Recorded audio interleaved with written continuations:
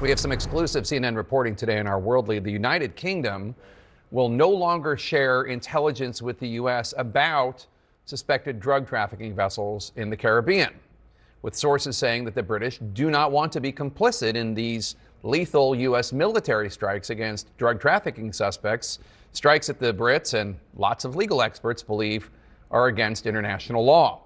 Let's get right to CNN's Natasha Bertrand, who broke the story. Natasha, this is a critical departure from a top U.S. ally. Yeah, it's the US's closest ally. They have a very long-standing intelligence sharing partnership. And it's important to note some of the context here as well. Prior to the US military beginning its lethal campaign against these suspected drug vessels, the UK was very happy to share intelligence with the US in the Caribbean to try to locate suspected drug traffickers because, of course, the UK controls territory in the Caribbean and they have an interest in controlling the flow of drugs in that area. But when the US military started to bomb the boats rather than just interdict them and arrest everyone on board, instead, they started killing everyone on board. 76 people to date have been killed in these US strikes. The UK decided to pull back its intelligence sharing, we're told, because they did not want their targeting information to be by the US military to conduct these lethal attacks, which the UK believes are illegal. They believe that they're in violation of international law. Now, the Trump administration has argued that the US military can legally kill suspected traffickers because they pose an imminent threat to Americans and they have designated them as enemy combatants, saying that the US is in an armed conflict with those groups. But crucially, the administration has not provided evidence either publicly or even to lawmakers that these individuals on board these boats are in fact members of these criminal organizations, these cartels. And they've also told lawmakers repeatedly that they don't even know the individual identities of each of these people on the boats before they strike them and kill everyone on board. So this is why the UK and other allies around the world, as well as so many legal experts, are questioning the legality and, frankly, just the wisdom of this U.S. military campaign, Jake. All right, Natasha Bertrand in Brussels, thanks so much. The Trump administration claims that the U.S. strikes on boats are targeting boats operated by what they call narco-terrorists and cartel members bound for the United States. An Associated Press report finds that for at least 9 of the more than 60 people killed in the strikes, that does not seem to have been the case.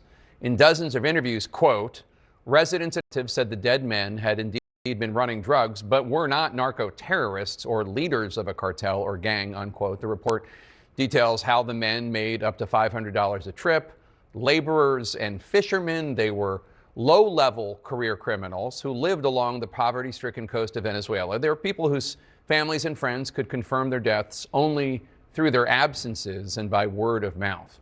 My panel is here, former Director of National Drug Control Policy under President Biden, Dr. Rahul Gupta, also with us, national security expert Sean McFate. So, Sean, the relatives and residents interviewed in this story are incensed that these people were just killed, not interdicted, not captured, not given any sort of due process. Can you shed some light on how the process, according to international law experts, is supposed to work? Yeah. So the law of armed conflict, or international humanitarian law, you can only hit armed combatants, which is like a soldier versus a civilian. It distinguishes between a combatant and non-combatant. But we've had this discussion before for the last 25 years about, say, a terrorist. Is a terrorist, they deliberately blur the line between civilian and combatant. And what the Trump administration has done is said, okay, well, we targeted terrorists for the last 25 years. These cartels kill more Americans through fentanyl and opioids than terrorists do. So really, they're the same thing. And that's the question that others like United Kingdom and Canada to some extent have criticized. So, Dr. Gupta, obviously narcotics are a huge problem in the United States. Lots of innocent people are overdosing, people that take fentanyl and opioids purposefully, but also people that think they're taking like a natural herb pill or something far less dangerous, marijuana even, and that's been laced with fentanyl and they die of the overdose. What do you think about what the Trump administration is doing to combat this horrible situation? Well, Jake, I think there's a number of issues here. First, 4 out of 5 people that die or overdose and die is because of fentanyl, not cocaine necessarily.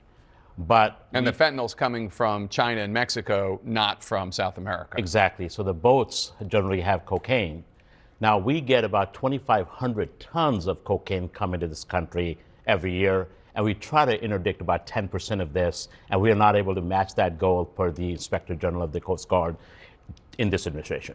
Now think about that, 2,500 tons. That means that there is a demand problem also in this country. Now the second issue here is that if we're killing people without any judicial process or accountability, that also means we don't know what's on those boats and who are those people, except for the reports that now we know. I will also say that when we move for not high-level terrorist or high-level cartel leaders, but everyday people who are doing a side hustle, even though it's criminal, to kill them this way, we're denying not only due process, but basic principles that we've stood by, which is accountability, fairness, and the rule of law. And that's what's important. Sean, sources tell CNN the UK is suspending intelligence having to do with the Caribbean. Do you think it's likely that other U.S. allies who also have territories or relationships in the Caribbean, France, Norway, et cetera, are likely to follow suit? It's a good question, Jake. So first of all, the United States and United Kingdom are in an intelligence alliance called the Five Eyes. Five Eyes, yeah. Right, which includes Australia, New Zealand, and Canada. And this move is really more symbolic than an operational constraint because the U.S. has pretty superb intelligence there, especially since they have like 10% of the Navy fleet docked off the Venezuelan coast.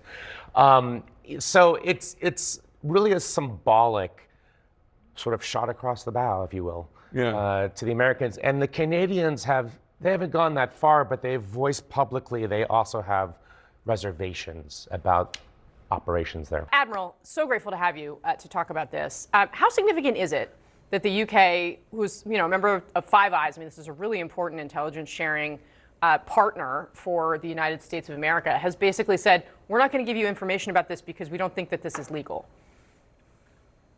Assuming the reporting is correct, because nobody's announcing it on either side of the pond. But Casey, if true, it's a big, big deal.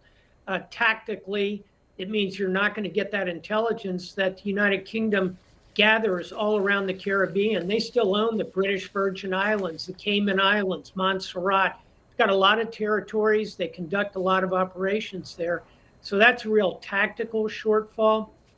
Operationally, this intelligence during my time and today flows through something called the Joint Interagency Task Force South. It's in Key West. It's got over a dozen different countries in it. In effect, the UK is saying, we're not going to participate. That's an operational shortfall. And to me, most worrisome is the strategic question it raises as follows. It's one thing when the United Nations Human Rights Commission says, hey, these are extra-legal, extrajudicial killings. When your closest ally says, nope, we're not going there anymore, that raises real questions about the strategic direction you're going. So bottom line, it's a big deal. Admiral, can you help us understand how you think about the strategy here and how outside the norms it is or isn't? If you mean, and I think you do, the counter-narcotics policy, yeah. It's quite outside the norms of the way we've done business in the past. When I commanded Southern Command, if we had very good intelligence about a high-speed boat moving, we would typically lay in wait for it, put a helicopter over it so that it couldn't run away, have the Coast Guard come up, maybe shoot out the engines if we had to, then would apprehend the bad guys, incarcerate them, interrogate them.